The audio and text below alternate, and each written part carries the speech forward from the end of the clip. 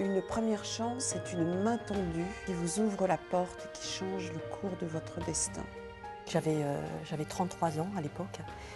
J'étais journaliste pigiste depuis 7 ans. Je galérais beaucoup. J'avais beaucoup de mal financièrement à joindre les deux bouts. Et le hasard a voulu qu'un journaliste que je connaissais de vue me contacte en me disant « Écoute, il y a une société de presse qui est en train de se monter. Le directeur qui est en train de la créer cherche des journalistes. Je lui ai parlé de toi. Envoie-lui ton CV, contacte-le, je pense que tu auras un entretien. » Au moment où a lieu cet entretien, la personne avait un CV sur la table et commence à me parler de son projet de création d'entreprise et commence à me parler du poste en question. Et je m'aperçois au fil de la conversation qu'il ne s'agit pas d'un simple poste de journaliste, de rédacteur journaliste, mais vraiment d'un poste de rédacteur en chef. Or, moi, je n'ai jamais recruté, je n'ai jamais formé, je n'ai jamais managé personne. Moi-même, je n'ai pas de diplôme. Voilà, j'ai un simple bac, j'ai fait une année de sociologie. Donc, au fur et à mesure qu'il me parlait du poste, je me disais, il y a une erreur.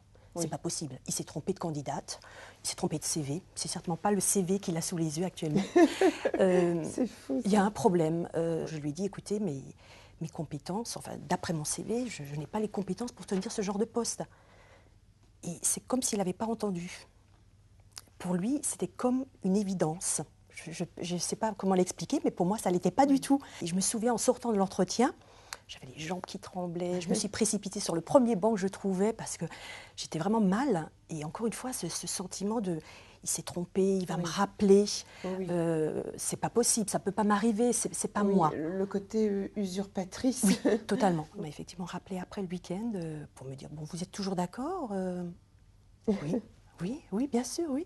J'ai commencé quelques mois plus tard.